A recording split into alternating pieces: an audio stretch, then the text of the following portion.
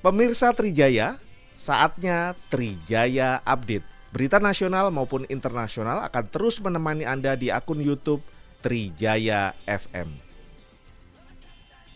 Hendak media news sore pemirsa, keberadaan lapangan padel di tengah permukiman penduduk di Jalan Haji Nawi Cilandak, Jakarta Selatan tuai protes dari warga sekitar karena beroperasi hingga larut malam.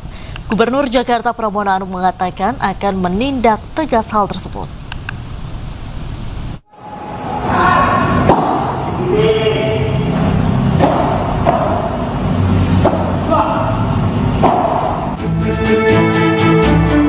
Suara hentakan raket dan bola padel serta teriakan pemain terdengar jelas dari permukiman warga di Jalan Haji Nawi, Kelurahan Gandaria Selatan, Cilandak, Jakarta Selatan.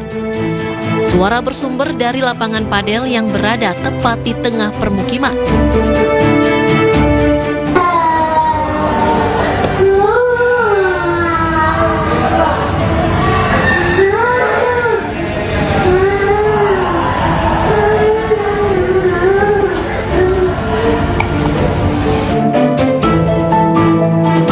Warga mengaku terganggu lantaran suara berisik dari lapangan padel terjadi sepanjang hari, sejak pagi hingga larut malam, membuat anak-anak dan balita sulit tidur.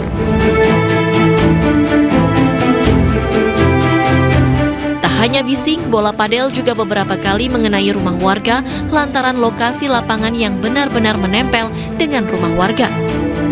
Warga sudah berkali-kali melapor ke aplikasi Jaki dan layanan polisi 110 sejak akhir Januari lalu, tapi belum ada tangkapan.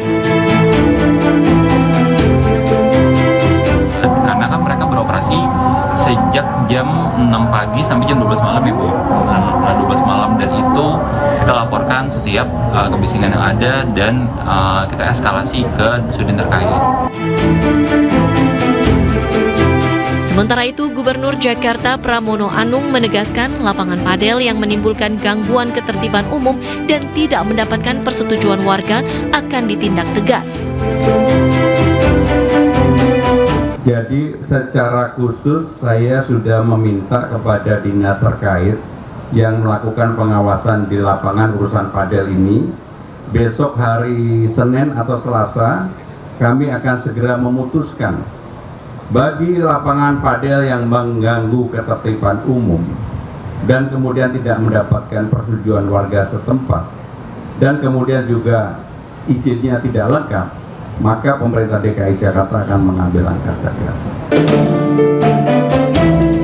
Lapangan padel yang diprotes warga ini sudah dibuka sejak Oktober 2025, namun warga tak pernah diberi sosialisasi. Setelah ramai dikeluhkan warga dan viral, baru kemarin pihak Kelurahan Gandaria Selatan menggelar mediasi warga dan pemilik lapangan padel. Dalam mediasi, pemilik padel berjanji akan mengubah jam operasional dan memasang peredam suara di bagian dinding yang berbatasan dengan rumah warga. Dari Jakarta, Rizky Falufi, iNews melaporkan. Seorang pelajar Madrasah Sanawiyah di Kota Tual, Maluku diduga dianiaya oknum polisi yang bertugas di Polda Maluku hingga meninggal dunia. Korban dianiaya lantaran dituduh mengikuti balap liar.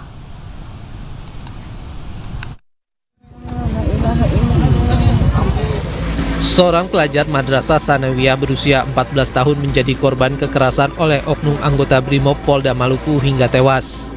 Peristiwa terjadi saat korban dan kakaknya melintasi jalanan menurun di sekitar RSUD Maren menggunakan sepeda motor.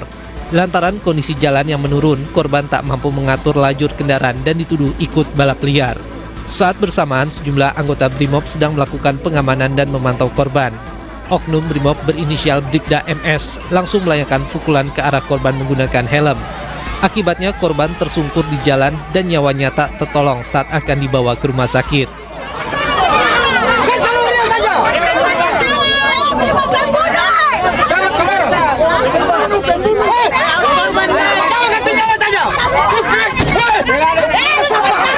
Tewasnya korban memicu kemarahan warga dan keluarga yang langsung mendatangi markas Brimob Tual meminta pelaku segera diadili.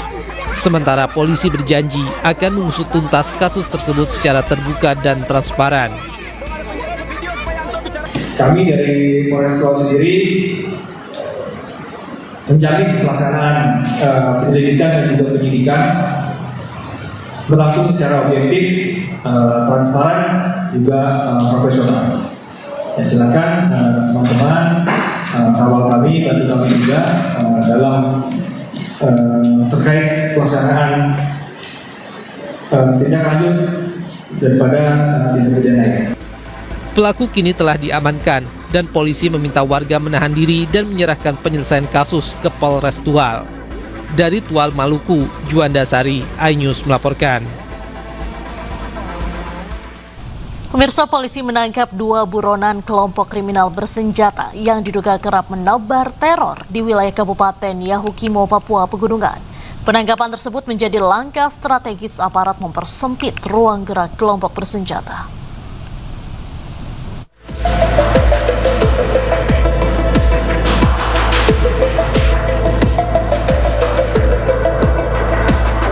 Satgas Operasi Damai Kartens menangkap Homi Herluka dan Simak Kipka, 2 buronan kelompok kriminal bersenjata yang kerap menebar teror masyarakat Kabupaten Yahukimo, Papua Pegunungan. Mereka terlibat sejumlah aksi kekerasan terhadap aparat penegak hukum maupun warga sipil dan pendulang emas tradisional. Wakil Kepala Operasi Damai Kartens 2026 Kombes Adarma Sinaga mengatakan kedua tersangka ditahan di Polres Yahukimo. Penanganan hukum terhadap Homi Herluka dan Simak Kipka akan dilakukan secara profesional dan transparan. Homi Herluka memiliki rekam jejak keterlibatan dalam sejumlah tindak pidana, antara lain penembakan anggota Polri hingga meninggal dunia, kemudian pembakaran mobil Satbinmas, pembunuhan warga pendulang emas, penembakan anggota Kodim Serka Segar Mulyana, serta penganiayaan berat terhadap warga sipil dan penembakan terhadap warga bernama Suwono. Sementara Simak Kipka ditangkap terkait dugaan keterlibatannya dalam aksi pembakaran mobil Kepala Desa Almadi pada 18 Februari 2026 di sekitar kantor DPRD Yahukimo. Polisi masih mendalami peran Simak Kipka dalam jaringan KKB Yahukimo. Tim Liputan iNews melaporkan. Pemirsa, seorang remaja 12 tahun yang diduga mengalami penganiayaan oleh ibu tirinya dimakamkan di Sukabumi, Jawa Barat. Polisi menyelidiki dugaan penganiayaan dan menunggu hasil otopsi.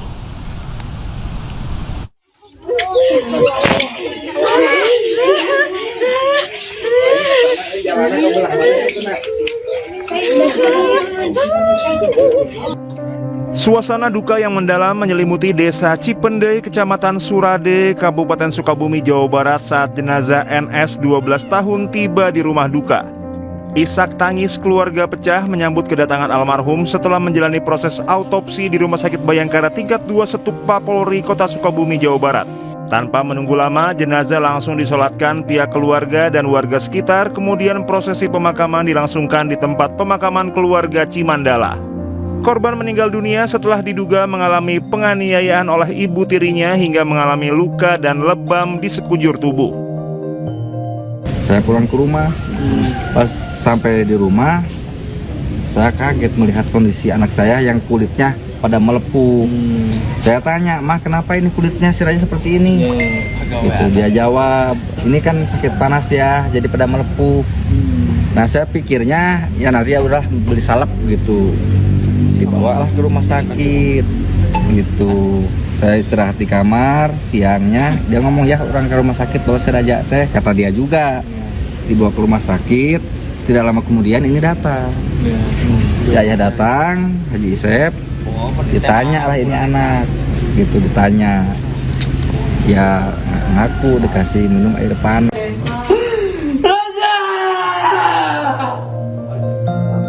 Sementara polisi masih menyelidiki dugaan penganiayaan oleh ibu tiri korban dan menunggu hasil autopsi.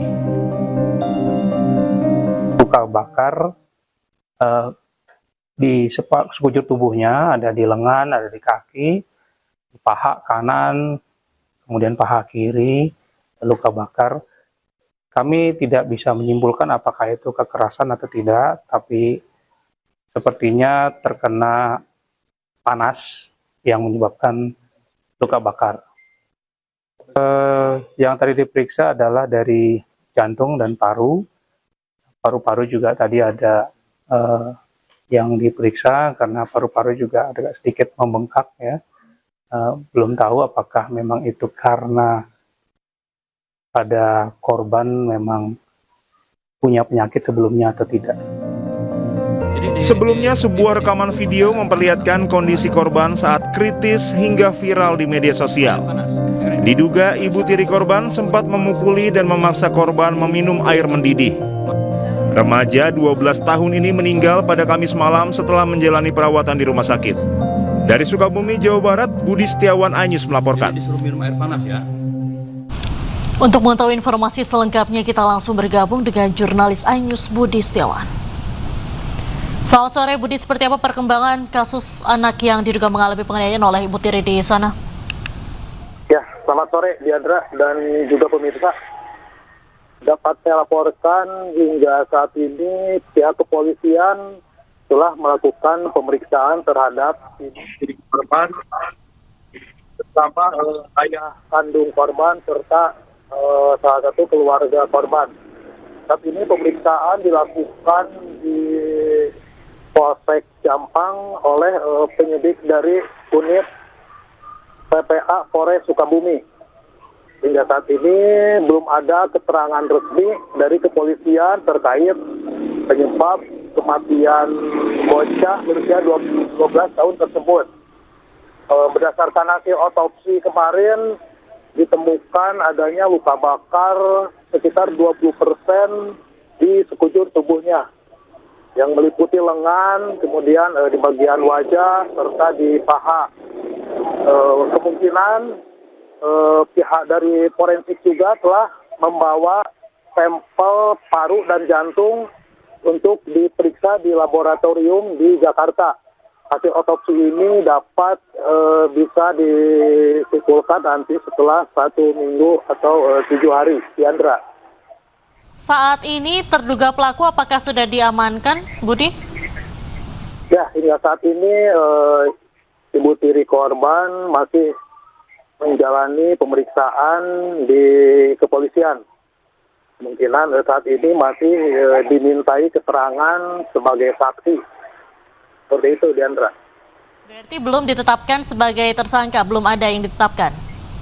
Ya, hingga saat ini dari pihak kepolisian belum ada keterangan resmi terkait penetapan tersangka terhadap ibu korban. Karena hasil lab kemarin ditemukan bahwa penyebab kematian korban itu belum diketahui apakah dari siraman air panas tersebut atau ada penyakit lain yang menyertai anak tersebut. Diandra. Baik, terima kasih Budi Setiawan melaporkan langsung dari Sukabumi, Jawa Barat. Selamat sore, selamat kembali bertugas. Pemirsa, pengakuan mencengangkan datang dari kakek korban yang menyebut perlakuan kasar ibu tiri terhadap korban sudah berlangsung sejak 1 tahun lalu. Saat itu ibu tiri korban sempat dilaporkan ke polisi namun berakhir melalui jalur kekeluargaan. Lalu ya sudah ada, bahkan itu sudah dilaporkan di PPA di Polres Sukabumi, Kepulauan Ratu. Cuma waktu itu dia memohon kepada suaminya dan juga memohon kepada saya untuk dimediasi supaya jangan dilanjut, minta secara kekeluargaan aja baik-baik. Nah saya kasih saran kepada bapaknya sebagai anak angkat saya itu mudah-mudahan bisa secara kekeluargaan. Tapi alhamdulillah itu bisa memaafkan dan itu kalau secara pribadi di sini saya secara tertulis di sini dan bikin video itu sudah menyatakan memaafkan. Tapi kalau urusan yang di Polres ya saya juga kurang tahu, katanya barusan bilangnya masih belum dicabut perkaranya. Tapi itu mungkin secara hukum ya. Tapi kalau secara pribadi di sini udah memaafkan sepengetahuan saya ya, dan juga laporan dari bapaknya juga seperti itu. Nah, mungkin kalau sekarang yang kejadian sekarang saya tidak bisa menuduh ya bahwa ini pelaku ibunya, saya tidak. Cuman pas waktu ditanya sama saya itu sama siapa? Itu sama mama kan gitu. Setelah itu memang pas pertama dimaafkan ini baik-baik saja ya, baik-baik saja. Dan selanjutnya di sini sering kejadian cekcok lagi ya, cekcok lagi dikarenakan ibu Titia itu punya anak angkat juga ya, 2 kalau nggak salah itu. Nah, jadi anak sama anaknya itu mungkin ya namanya anak lah sering bertengkar lah. Nah, jadi ada sedikit menyudutkan anaknya si bapak ini, Pak Anwar Satribi ini gitu. Jadi mungkin merasa tersisihkan. Pemirsa, polisi selidiki penyebab pasti kecelakaan kereta bandara dengan truk di perlintasan Sebidang, Tangerang, Banten. Dalam rekaman kamera pengawas, truk tiba-tiba berhenti di tengah rel sehingga tabrakan tak terhindarkan.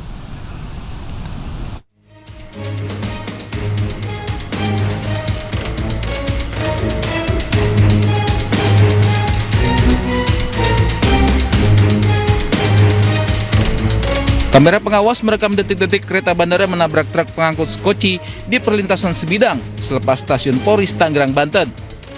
Saat melintasi rel, truk tiba-tiba berhenti. Dibantu warga, sopir berusaha mengevakuasi truk. Namun nahas tak berapa lama kereta bandara muncul. Proses evakuasi gagal hingga kereta menabrak muatan truk sampai terpental. Puluhan petugas diterjunkan ke lokasi untuk mengevakuasi rangkaian kereta yang anjlok. Pihak KCI berkoordinasi dengan KAI Daob 1 Jakarta dengan mengirimkan rangkaian kereta penolong ke lokasi kejadian. Selama upaya evakuasi diberlakukan rekayasa jadwal perjalanan KRL. Sementara Satlantas Polres Metro Tangerang juga menerjunkan tim investigasi untuk mengetahui penyebab kecelakaan. Dari keterangan, dari saksi, dari supir, ataupun kami melihat langsung dari CCTV yang ada di lokasi, artinya palang pintu belum ada upaya penutupan, ya, masih terbuka lebar, dan juga dari CCTV juga jelas apa yang sudah terjadi sebelum ditutup itu sudah kami lihat langsung dari rekaman. Tapi sirine perlintasan memang sudah bunyi atau belum, Pak? Sirine tadi keterangan dari petugas, dia sempat lakukan upaya-upaya untuk memberitahu masinis dan sirine sudah dibunyikan. Tapi ada upaya untuk tidak diindahkan daripada kendaraan, dan juga memang satu sisi kendaraan juga melihat palang pintu belum ditutup. Jadi memang nanti kita harus dalami. Dalam peristiwa ini, sopir truk dan seluruh penumpang kereta selamat. Sopir truk jalani pemeriksaan di unit Gakum Satlantas Polres Metro Tangerang. Dari Tangerang, Banten, tim liputan iNews melaporkan. Pemirsa, kita beralih ke informasi selanjutnya. Banjir di kawasan Kebonpala, Jakarta Timur terpantau sudah surut. Warga memanfaatkan surutnya banjir untuk melakukan kegiatan bersih-bersih rumah. Banjir yang merendam kawasan Kebonpala kini menyisakan genangan air, lumpur, dan sampah yang berserakan. Sejumlah warga memanfaatkan surutnya banjir untuk bersih-bersih rumah dari sampah serta tumpukan lumpur. Sebelumnya kawasan Kebonpala ini tergenang banjir akibat hujan deras beberapa hari terakhir serta luapan Kali Ciliwung. Ketinggian air bervariasi mulai dari 40 cm hingga 100 cm. Meski demikian, masyarakat masih memilih untuk tetap tinggal di rumahnya masing-masing.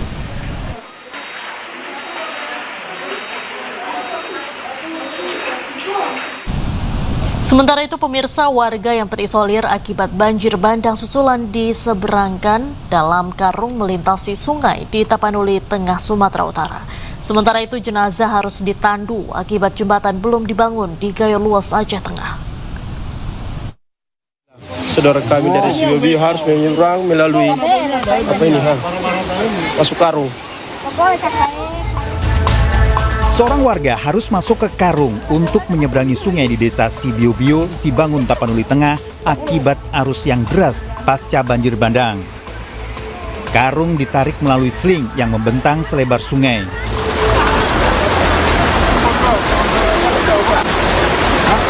Sungai bertambah lebar setelah banjir kembali melanda. Sementara warga lain memilih menyeberang dengan susah payah di sungai yang jembatannya telah hilang pasca banjir bandang 26 November tahun lalu.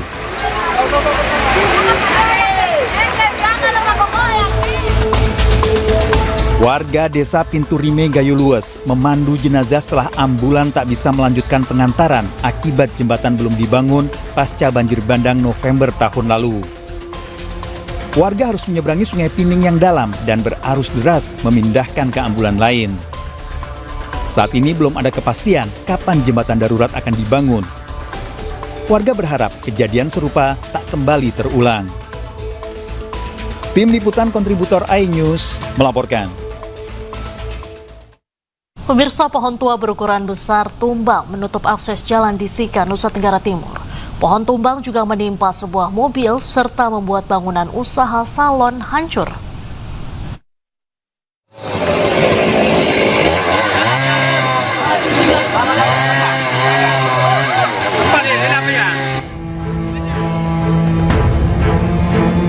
Warga Kelurahan Kota Uneng, Kecamatan Alok, Kabupaten Sika, Nusa Tenggara Timur dikejutkan peristiwa pohon tumbang di ruas Jalan Balitbang. Pohon berukuran besar ini roboh dan menimpa satu unit mobil yang sedang terparkir di sebuah bengkel. Akibatnya bagian kabin dan bumper depan kendaraan rusak parah dan mengalami kerugian mencapai 30 juta rupiah. Tak hanya kendaraan, bangunan usaha salon yang baru saja dibangun juga rata dengan tanah setelah diterjang batang dan dahan pohon. Selain itu, jaringan kabel listrik milik PLN turut terputus dan berserakan di badan jalan memperparah situasi.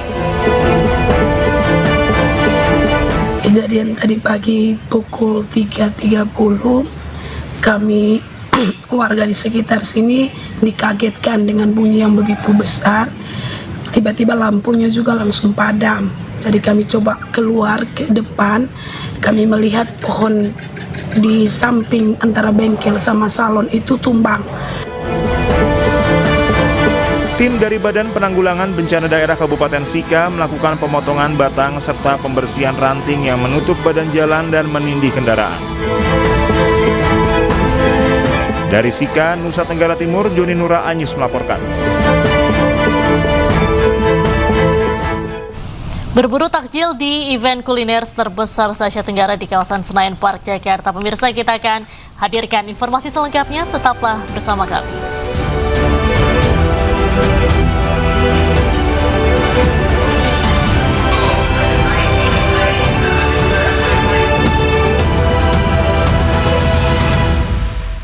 Pemirsa, jangan sampai ketinggalan war takjil di event kuliner terbesar se-Asia Tenggara. Pameran Ramadan di Rantau Roadshow Kuliner Viral Indonesia kembali hadir dan menjadi pilihan warga untuk berburu menu berbuka puasa yang digelar di kawasan Senayan Park.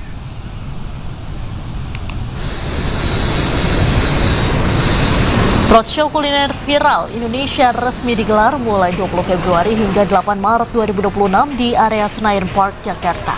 Lebih dari 200 tenan makanan dan minuman turut meramaikan event ini dengan menyajikan ribuan menu takjil dan hidangan berbuka di satu lokasi. Pengunjung dapat menemukan beragam pilihan mulai dari takjil tradisional, makanan kekinian yang viral di media sosial, hingga hidangan berat untuk menu buka puasa bersama keluarga.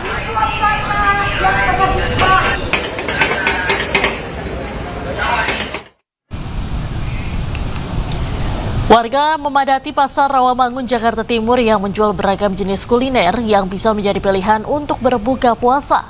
Berbagai macam makanan dan minuman dijajakan mulai dari makanan ringan hingga lauk pauk.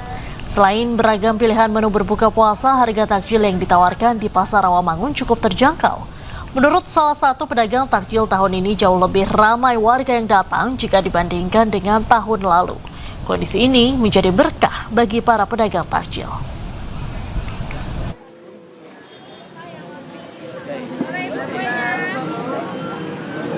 Boleh Bu? Mari ya, boleh.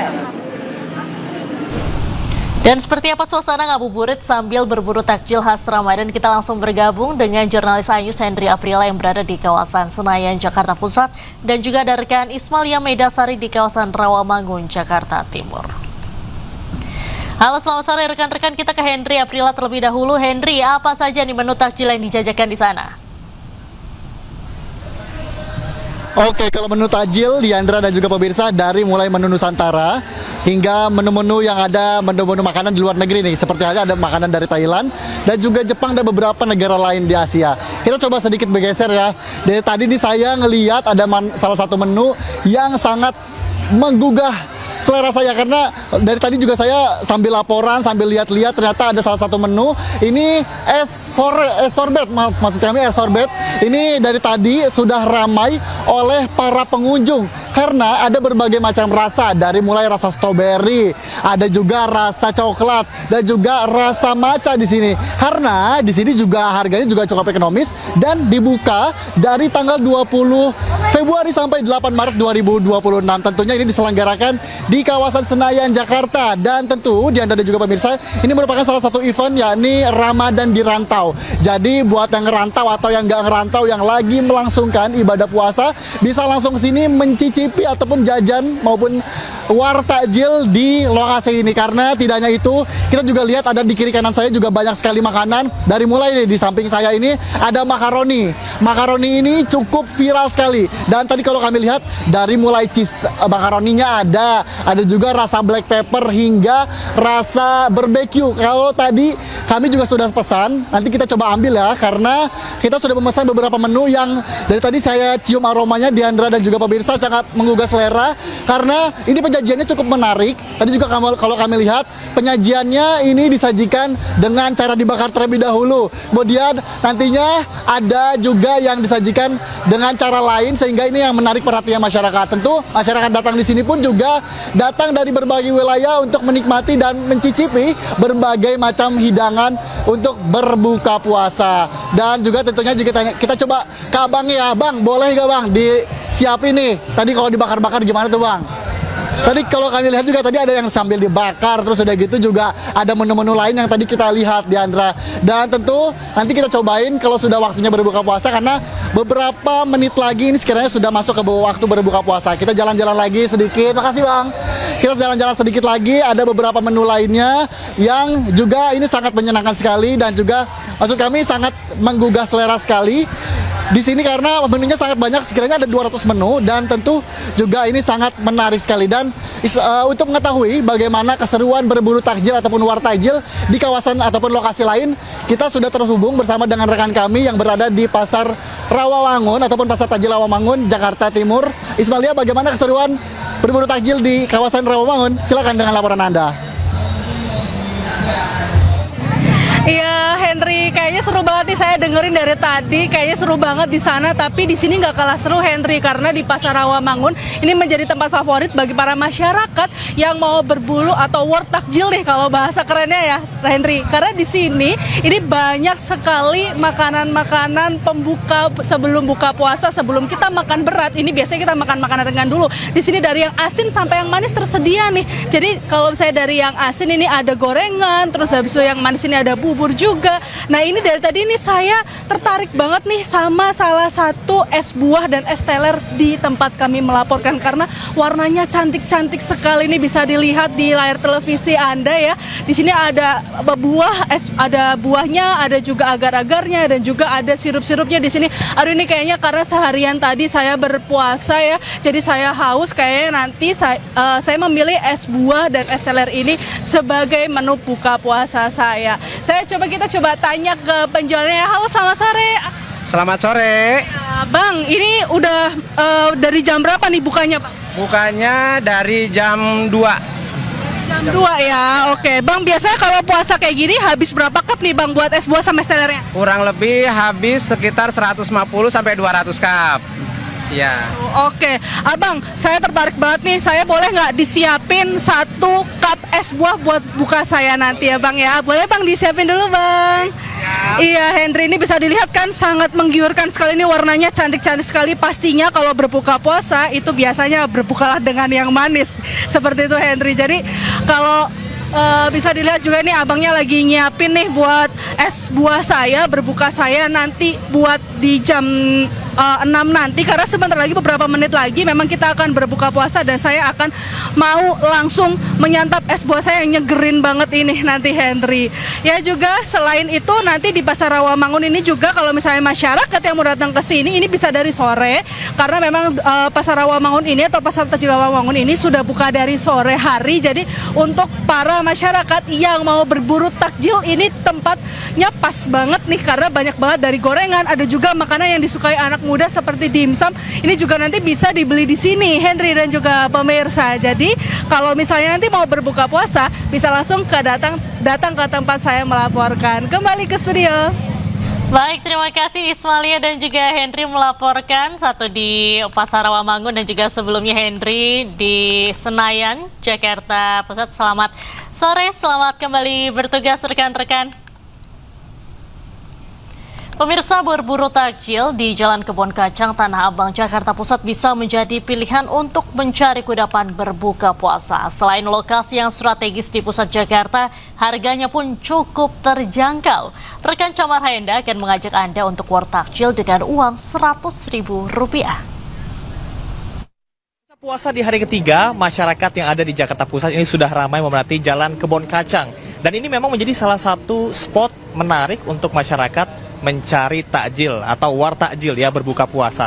Nah sekarang saya punya uang Rp100.000 nih. Saya bersama dengan kameramen Yudi Richard dan juga driver saya mau tahu kira-kira Rp100.000 bertiga dapat apa aja ya untuk war takjil di sini. Yuk.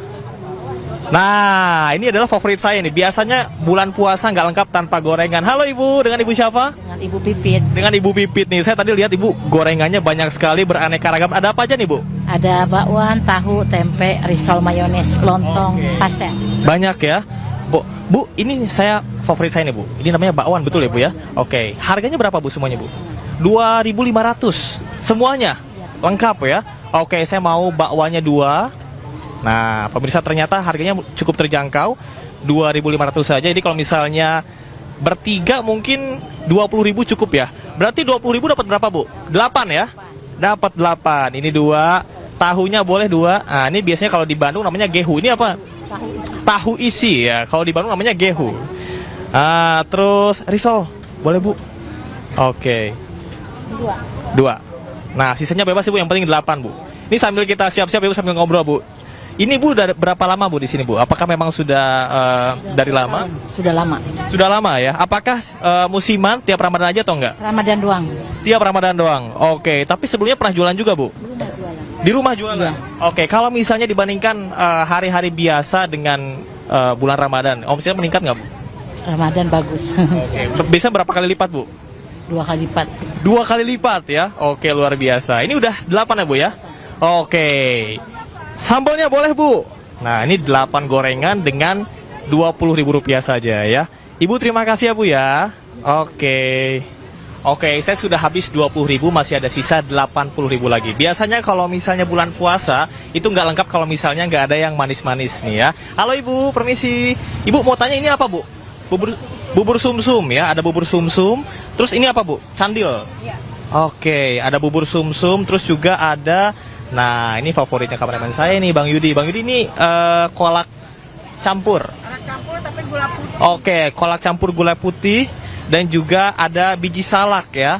Nah, Bu, saya mau beli 3 ini masing-masing 1 ya, Bu ya. Oke, berapa, Bu? 28. Oke, 28.000. Silakan Ibu. Nah, masih ada kembalian ternyata ya. Ibu dengan Ibu siapa? Bu Wiwi, hari biasa sama hari bulan Ramadan biasanya lebih ramai mana? Ya Ramadan kalau buat takjil. Meningkatnya berapa kali lipat Bu? Sampai 3 kali lipat nggak? Ya kalau hari biasa kan nggak dapat omset sampai juta-jutaan, kalau puasa ya dapat ya. Kalau puasa dapat? Oke, kalau puasa bisa sampai berjuta-juta ya Bu ya? Luar biasa. Oke Bu. Nah, sudah disiapkan. Pemirsa, ini udah lengkap ya, gorengannya udah. Terus yang manis-manisnya juga udah, tinggal yang seger-seger nih ya untuk pelepas dahaga. Oke, seperti yang tadi disampaikan bahwa memang di sini paling banyak karena kawasan kantoran dan juga pusat perbelanjaan, sehingga banyak karyawan yang datang ke sini untuk bisa membeli kudapan berbuka puasa. Sekarang saya mau beli, masih ada sisa 52.000 lagi, saya mau beli minuman ya. Halo Mbak, iya dengan Mbak siapa?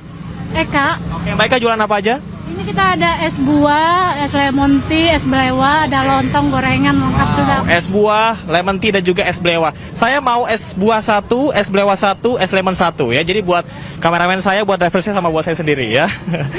Oke. Harganya berapa Mbak total? 10.000 semuanya. Jadi 30 ya. Oke. Ternyata 1 es itu harganya 10.000 ya. Wah, ini nggak sabar nih Meskipun kurang dari 2 jam tapi cukup menggugah selera ya. Tidak sabar untuk bisa melepas dahaga. Oke, minuman saya sudah jadi, silakan Mbak. Wah, ternyata masih ada kembalian ya. Nah, sudah lengkap ya. Minuman segarnya sudah, yang manis-manis sudah, dan juga gorengannya sudah. Tinggal nanti mungkin saya mau nunggu setelah tarawih, saya mau beli kesini lagi untuk beli sate kali ya. Ternyata dengan uang 100.000 bahkan sisa 22.000 sudah bisa beli makanan sebanyak ini. Dan memang ini merupakan berkah Ramadan, tidak hanya sebagai ajang untuk bisa mencari pahala dan juga keberkahan, tapi juga bisa memajukan UMKM setempat yang ada di sini. Jadi bagi pemirsa yang ingin mencari takjil bisa langsung datang ke Jakarta Pusat, tepatnya di Jalan Kebon Kacang nomor 30, Jakarta Pusat. Dari Jakarta, Camar Hena Yudhichan, iNews melaporkan. Pemirsa, di Makassar, Sulawesi Selatan, tradisi ngabuburit menjelang waktu berbuka puasa dimanfaatkan warga untuk berburu kuliner pisang epe di kawasan Anjungan Losari.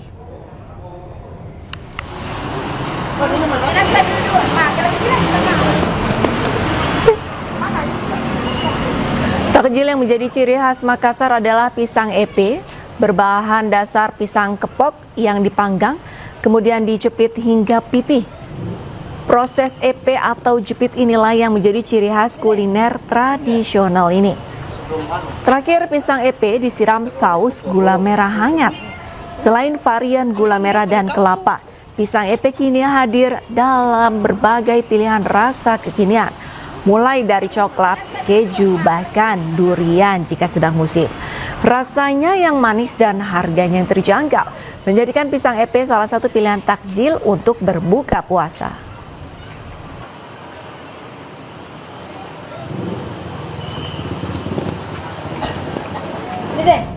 Pemirsa, sementara itu di bulan Ramadan, Pasar Rawamangun, Jakarta Timur ramai oleh warga yang berburu takjil untuk berbuka puasa.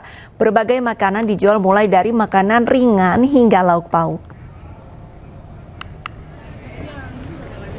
Warga memadati Pasar Rawamangun, Jakarta Timur yang menjual beragam jenis kuliner yang bisa menjadi pilihan untuk berbuka puasa. Berbagai macam makanan dan minuman dijajakan, mulai dari makanan ringan hingga lauk pauk. Selain beragam pilihan menu berbuka puasa, harga takjil yang ditawarkan di Pasar Rawamangun cukup terjangkau. Menurut salah satu pedagang takjil, tahun ini jauh lebih ramai warga yang datang jika dibandingkan dengan tahun lalu. Kondisi ini menjadi berkat tersendiri bagi para pedagang takjil.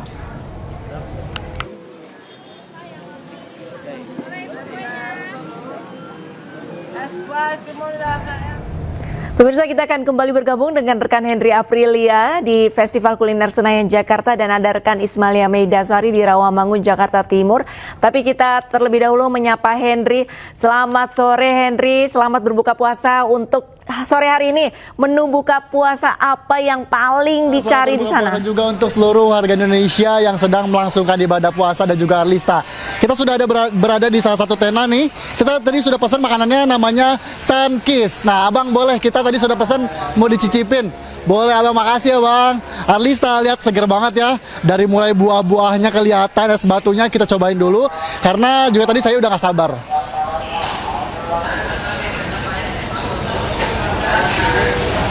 Aduh, seger banget Arlista. Kita coba jalan-jalan lagi karena kita juga udah pesan makanan nih.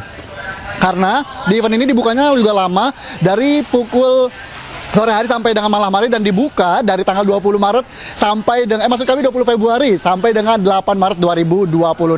Kita juga tadi sudah pesan makanan. Makanannya dari tadi menggugah selera sekali karena tidak hanya berbentuk roti saja, tapi juga ini roti ada dagingnya dan juga kejunya. Kita sedikit ke sana karena menunya ada di samping kanan kami.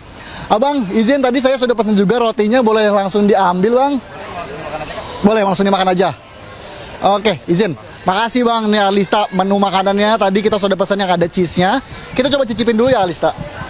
Oke. Bismillahirrahmanirrahim.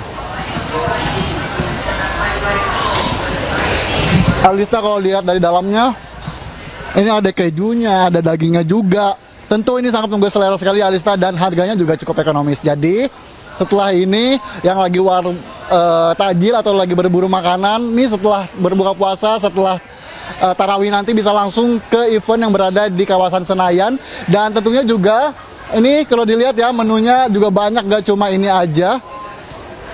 Ini juga tadi kalau kayak saya rasain nih dalamnya, karena kebetulan tadi saya pesen daging sapi, jadi kalau dirasain ini tadi daging sapinya juga kerasa. Bahkan tadi juga kirain kejunya nggak kerasa, ternyata kejunya juga terlihat sekali ya Arista, kelihatan ya. Jadi kalau Alista mau cobain, ini langsung cobain juga. Mungkin Alista juga mau pesan setelah ini, atau nanti mau coba teman-teman kantor juga mau cobain. Tapi tidak hanya itu Alista, tentunya nanti kita juga pengen cari tahu nih di lokasi lain kira-kira seperti apa sih menu makanannya, terus udah gitu juga apakah harganya juga cukup ekonomis. Kita sudah bersama dengan rekan kami yang berada di Pasar Rawamangun, yang ya ini rekan Ismalia. Rekan Ismalia kira-kira di Rawamangun makan apa dan berburu makan apa pada buka puasa hari ini? Ismalia. Oke, ya selamat berbuka puasa untuk Henry, Arlista dan juga pemirsa. Aduh di sana kayaknya seru banget, tapi di sini Henry saya mau makan yang anget-anget nih untuk berbuka puasa. Saya tadi udah pesen soto Padang sama sate Padang. Aduh ini bisa kita lihat ya, tadi saya udah pesen soto Padang. Abang, boleh nggak? Ini tadi kan saya udah pesen nih, boleh sekarang dituangin nggak kuahnya bang? Biar masih anget nih saya pas berbuka puasa bang. Iya, Arlista ini bisa dilihat di layar televisi Anda. Ini bisa dilihat ini bagaimana menggiurkannya soto Padang saya. Ini nanti saya mau makan anget-anget karena kan beberapa hari ini cuaca juga lagi kurang baik seperti itu ya Arlista. Jadi enak banget kalau misalnya buka puasa pakai yang anget-anget. Dan ini saya coba mau duduk dulu ya. Ya, kita akan duduk di sini. Tadi saya juga udah pesan minumnya es jeruk. Jadi makan yang hangat-hangat dan juga minum yang dingin. Sate Padangnya boleh ya abang? Iya siap. Iya oke. Wah ini nih bisa dilihat. Wah di sate Padang saya juga udah dateng. Ini ada soto Padang saya juga udah dateng. Ini kalau saya bisa ceritakan isinya ada bawang gorengnya banyak nih, pasti enak banget, sangat gurih. Di sini juga ada bihunnya. Ini bihunnya sebagai karbohidrat seperti itu ya. Dan juga pastinya ada, karena ini isinya terlalu banyak nih Arlista. Ini juga, ini saya melihat ada daging sapi yang udah didendeng. Nah kita coba akan makan ya. Kita agak geser dulu nih Arlista. Ini kita coba akan cicipi dulu gimana soto Padangnya. Iya bisa. Nah ini kan kalau bisa ditambahin sedikit sambalnya, saya coba tambahin sedikit sambalnya supaya ada pedes-pedesnya sedikit Arlista. Kita cobain ya gimana, kita aduk-aduk dulu nih. Oh ternyata nih saya melihat juga ada perkedel juga di sini Arlista. Ini juga bisa perkedelnya. Kita coba cicipi kuahnya ya Arlista ya. Bismillahirrahmanirrahim. Aduh seger banget ini, anget-anget, seger banget, cocok banget buat berbuka puasa. Ini pokoknya pas banget deh Arlista. Jadi nanti kalau misalnya Arlista mau saya bungkusin nih dari Pasar Rawamangun, mau bungkusin soto Padang atau sate Padang, saya akan bungkusin. Nah coba saya akan coba makan dagingnya karena penasaran juga nih. Ada daging dendengnya tadi. Nah ini Arlista dendengnya. Wow, ternyata kriuk. Dendengnya ternyata kriuk. Arlista, sambalnya cukup pedes ini Arlista ternyata. Aduh seger banget.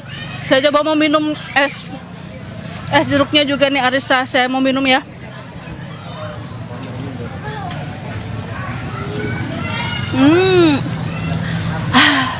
Aduh enak banget pokoknya ini. Saya coba mau cobain sate Padangnya nih, saya coba cicipin bumbunya nih Arlista. Karena kalau sate Padang ini berbeda ya, ternyata sate Padang ini bumbunya merah. Beda dengan sate Padang lainnya, kita cobain bumbunya Arlista.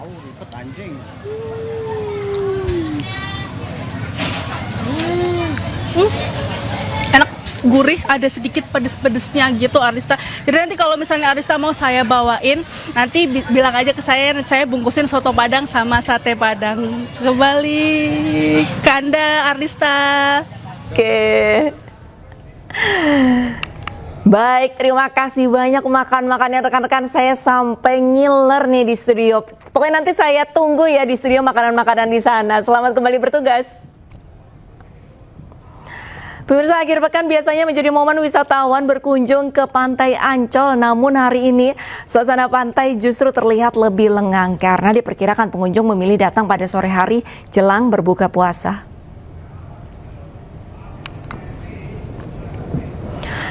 Area tepi pantai yang biasanya dipadati wisatawan kali ini terlihat sepi. Hal ini diduga karena pengunjung memilih datang pada sore hari menjelang waktu berbuka puasa.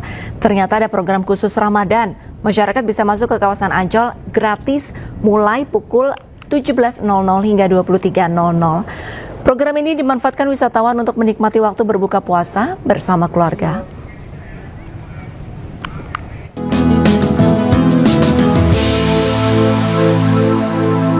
Dipersembahkan oleh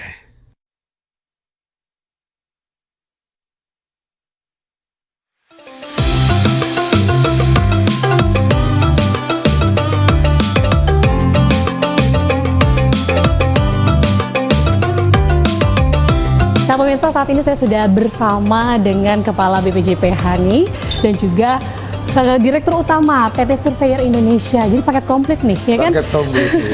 Yang mengeluarkan sertifikasi halal, udah ada di sini bidangnya. Dan Bapak yang biasa melakukan inspeksi juga ya Pak ya, untuk seperti apa sesuai dengan SOP berjalan dengan lancar kan nih, gitu kan? Diterapkan kan nih gitu. Baik, nanti kita bahas lebih lanjut nih pemirsa sambil ngobrol-ngobrol santai menunggu waktu berbuka puasa. Apa aja sih mau kita bahas, jangan kemana-mana ya pemirsa ya.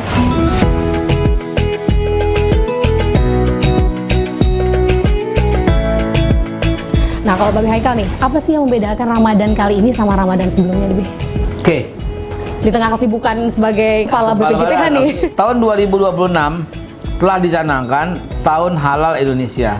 Baik. Mengapa? Karena berlakunya Undang-Undang 33 dan 2014 untuk makanan, minuman, obat, kosmetik baik dari dalam negeri, luar negeri yang diedarkan, didistribusikan dan diperjualbelikan di wilayah Indonesia, baik UMKM maupun sampai pengusaha kelas atas itu wajib bersertifikat halal di 2026 ini.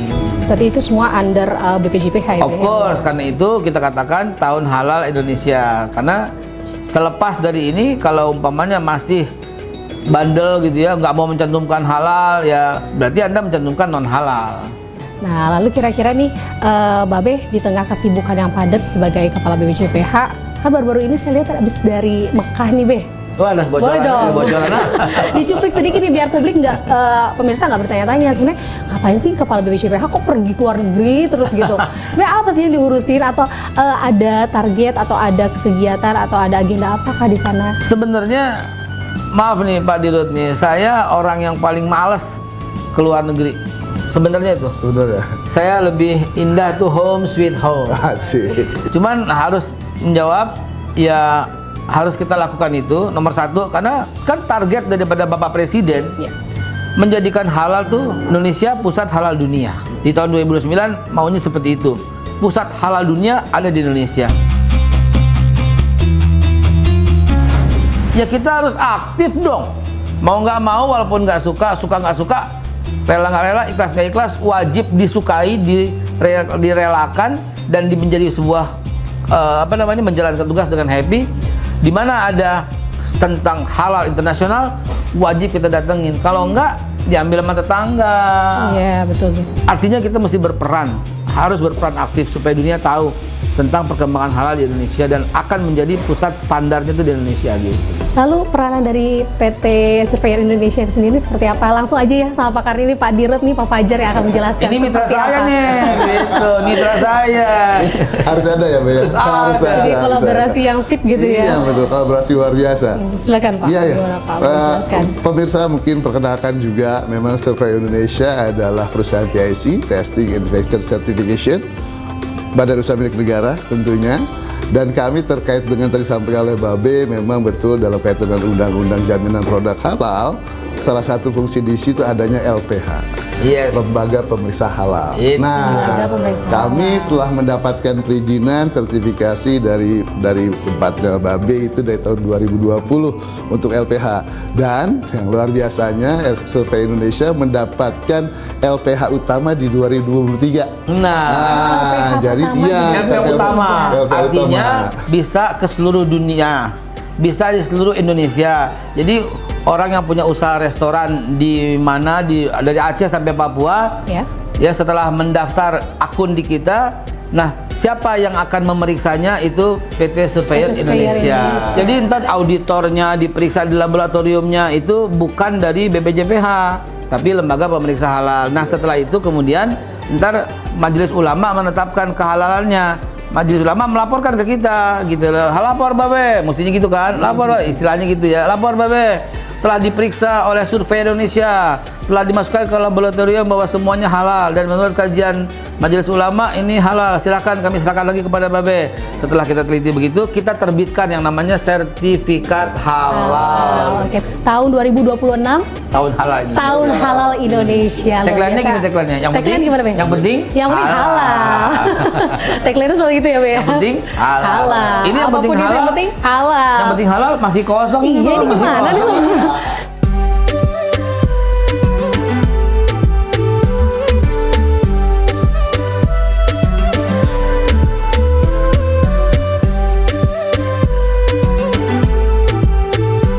Nah, Be, kita lanjut ngobrol lagi, Be, sambil nunggu makanan datang waktu buka puasa. Saya mau nanya nih, pengalaman dari Pak Fajar ketika ke lapangan gitu, Pak.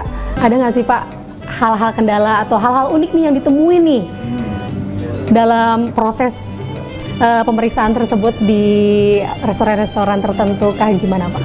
Kalau unik sih enggak ya, tapi memang salah satu yang mungkin masih menjadi ini adalah tadi tentang literasi pada masyarakat, khususnya yang untuk yang UMKM dan sebagainya, karena yang tidak mudah ya untuk menyampaikan. Tapi alhamdulillah bahwa itu juga sudah ini, dan ya kadang ada juga sih ditemuin hal-hal menarik, tapi bahwa kesadaran untuk tadi untuk menyusun sertifikasi luar biasa loh sekarang sebetulnya sih. Kayaknya udah mateng nih, Be. Boleh deh. Aromanya udah kecium. Iya nih. Dosa nggak sih nih? Bentar lagi udah azan nih. Bentar lagi azan nih.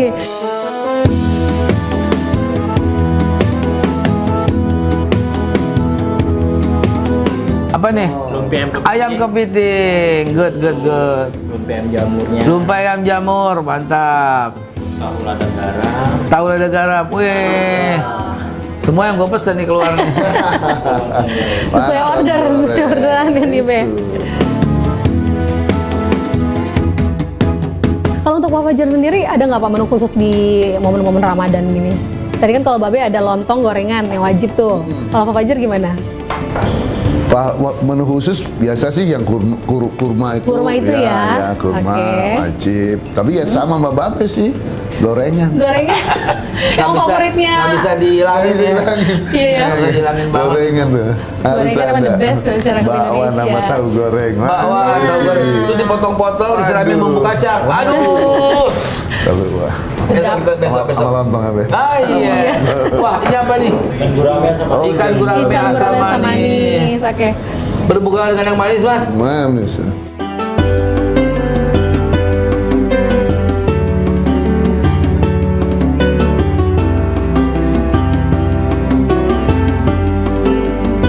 Masya Allah, benar-benar nikmat ya Pak Fajar ya. Waduh, alhamdulillah. Sesuai yang Babe Haika sampaikan, menunya enak semua. Pak Fajar juga. Tapi boleh saya kritik ya? Boleh. Gak apa-apa depan televisi ya. Iya, untuk perbaikan Imperial Kitchen ya. Benar-benar. Ini kayak rasa kabel nih. Apa tuh, Be? Kagak beli.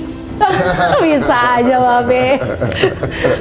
Apapun makanannya, Be, yang penting halal. Itu dia. Apapun makanan yang penting halal. Apalagi bulan Ramadan seperti ini, pemirsa harus diperhatikan.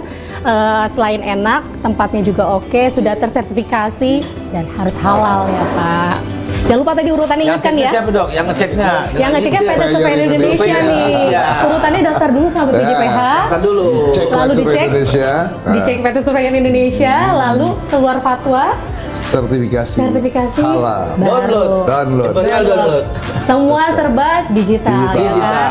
Bisa diaplikasi dengan mudah nih. Jadi nggak ada alasan nih pemirsa ya, karena semuanya sudah tersusun dengan baik dan tersinergi dengan baik juga. Nggak terasa obrolan kita semakin dalam, semakin seru nih pemirsa, tapi kita terbatas waktu. Nanti lain waktu kita ngobrol-ngobrol lagi ya, Pak Fajar selaku Direktur Utama PT Surveillance Indonesia dan juga Kepala BPJPH Badan Penyelenggara Jaminan Produk Halal di Indonesia. Nah, luar biasa sekali. Babe, saya langsung pamit aja ya, karena juga Babe kayaknya mau sholat, Pak Fajar, mau ibadah juga.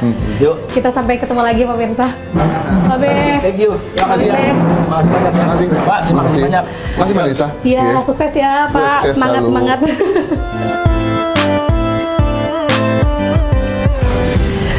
Wah, luar biasa banget ya pemirsa, saya baru aja buka puasa bareng nih dengan Kepala BPJPH dan juga Direktur Utama PT Surveyor Indonesia, yang dimana mereka ini saling bersinergi nih dalam tugasnya. Di bulan Ramadan ini selain hal yang harus diperhatikan adalah makanan lezat nih ya, pasti kan banyak diincar, yang harus diperhatikan adalah halal. Harus halal, apapun makanannya harus halal. Saya Anita Dewi pemirsa, sampai ketemu di program selanjutnya di Buka Bersama tokoh dengan tokoh-tokoh lainnya di episode berikutnya. Terima kasih.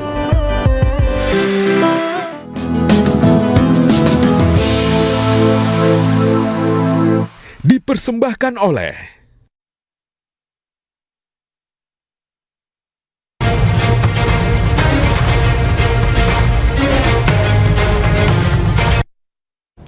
Pengamat kebijakan publik Bonatua Silalahi telah menerima seluruh salinan dokumen ijazah Joko Widodo. Ia menerima total 5 berkas ijazah Joko Widodo saat mencalonkan diri menjadi Wali Kota Solo, Gubernur Jakarta, dan calon presiden.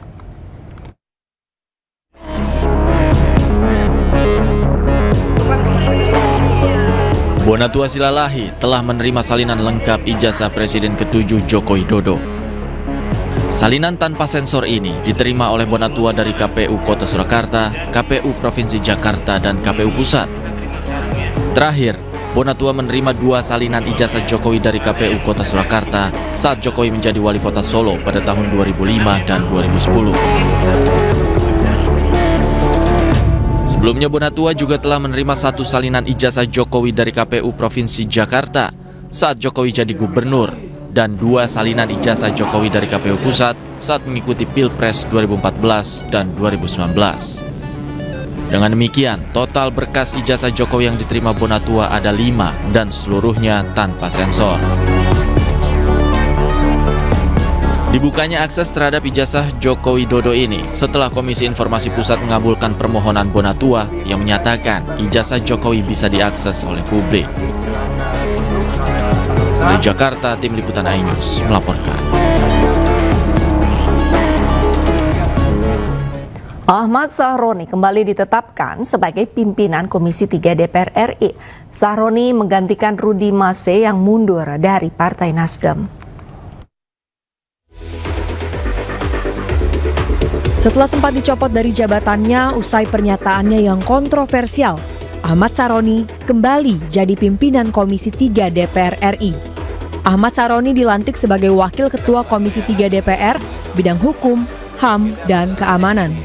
DPR RI menetapkan Ahmad Sahroni sebagai Wakil Ketua Komisi 3, menggantikan posisi Rusdi Mase yang resmi mengundurkan diri dari Partai Nasdem dan DPR RI.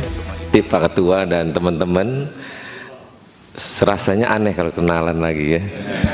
Dan terima kasih buat pimpinan MKD yang telah menyidangkan saya, dan mudah-mudahan saya menjadi lebih baik ke depannya. Terima kasih.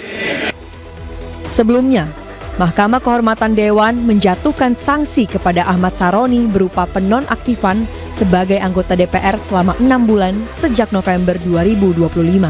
Tim Liputan iNews melaporkan.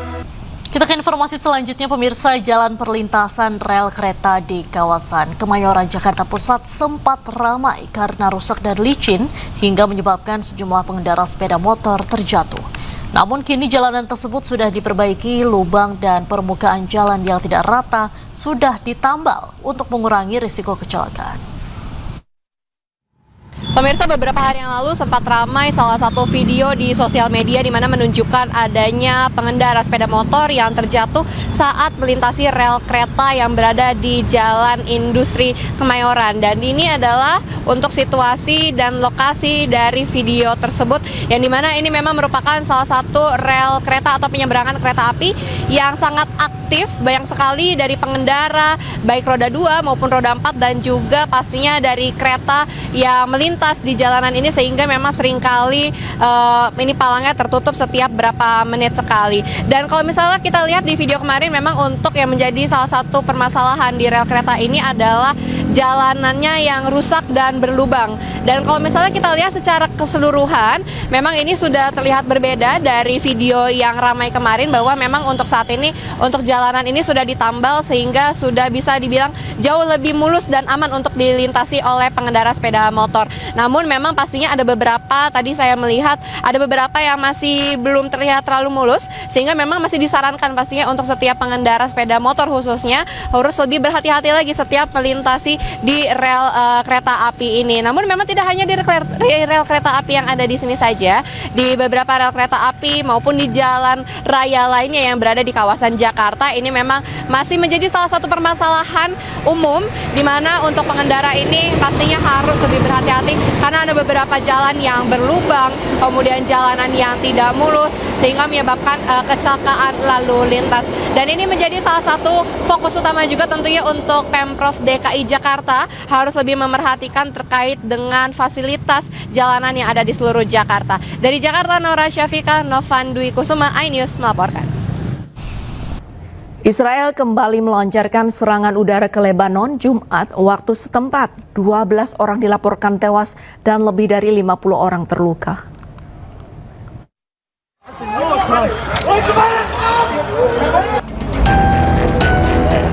Israel melancarkan serangan udara mematikan di beberapa wilayah Lebanon pada Jumat waktu setempat. Serangan Israel menyasar 2 titik utama, yakni area pegunungan Lembah Beka di wilayah timur dan kamp pengungsi Palestina Ain al-Hilweh di selatan Lebanon. Akibat rentetan serangan tersebut, sedikitnya 12 orang tewas dan lebih dari 50 orang lainnya terluka hingga dilarikan ke berbagai rumah sakit. Gempuran terparah terjadi di Lembah Beka, Lebanon Timur yang menewaskan 10 orang. Pihak militer Israel berdalih bahwa serangan tersebut menargetkan pusat-pusat komando milik Hizbullah. Sementara itu di wilayah selatan Lebanon, drone milik Israel menjatuhkan bom di kamp pengungsi Palestina terbesar yang menampung 80.000 hingga 100.000 jiwa. 2 orang tewas dan 3 lainnya luka berat akibat serangan tersebut. Militer Israel mengklaim serangan itu menargetkan pusat komando Hamas. Eskalasi mematikan di Lembah Beka dan kamp pengungsi Ain al-Hilweh menambah daftar panjang pelanggaran Israel terhadap gencatan senjata November 2024. Puluhan ribu umat muslim memadati kompleks Masjid Al-Aqsa di Yerusalem untuk sholat Jumat pertama di bulan Ramadan. Meski demikian, Israel sangat membatasi akses warga Palestina untuk masuk ke kompleks Masjid Al-Aqsa.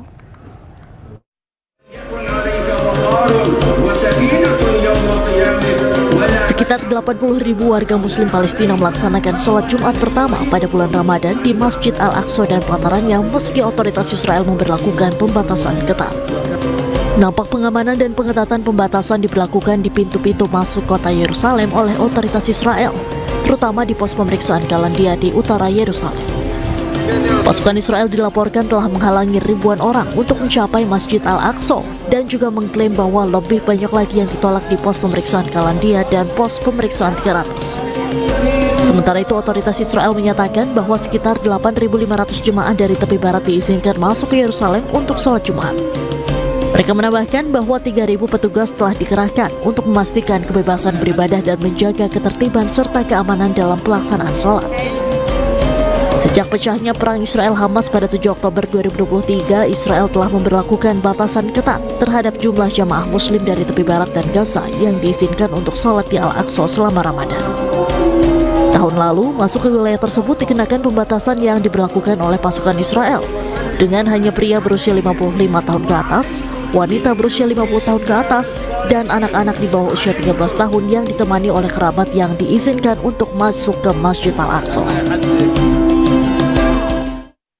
Pemirsa, Menteri Luar Negeri Republik Indonesia Sugiono menjelaskan alasan penunjukan Indonesia sebagai Deputy Commander dalam misi Board of Peace. Ia juga menegaskan tidak ada iuran wajib keanggotaan dalam Board of Peace dan keanggotaan Indonesia tidak bergantung pada setoran dana tertentu.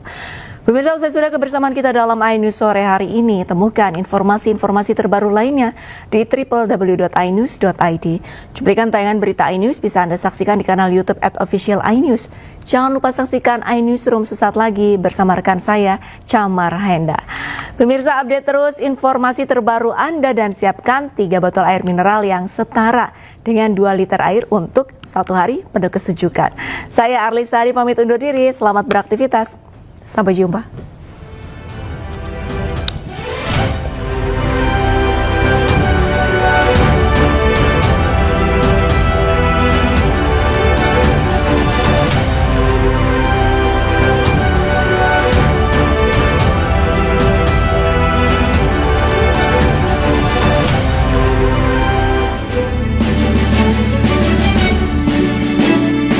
Dalam penunjukan Indonesia sebagai Deputy Commander di Board of Peace, Menlu Sugiono mengatakan partisipasi Indonesia dalam ISF atau Pasukan Perdamaian Gaza tidak berkaitan dengan pengakuan hubungan diplomatik dengan pihak manapun. Misi ini merupakan penugasan penjagaan perdamaian yang terdiri dari berbagai negara dengan tujuan utama menjaga stabilitas dan melindungi masyarakat sipil. Indonesia juga telah menyampaikan caveat nasional atau batasan dan aturan khusus dalam pelaksanaan mandat Pasukan Perdamaian Gaza. Di antaranya tidak melakukan operasi militer, tidak terlibat dalam pelucutan senjata, serta tidak melakukan demilitarisasi. Peran pasukan Indonesia difokuskan pada penjagaan masyarakat sipil di kedua belah pihak, serta keterlibatan dalam upaya kemanusiaan.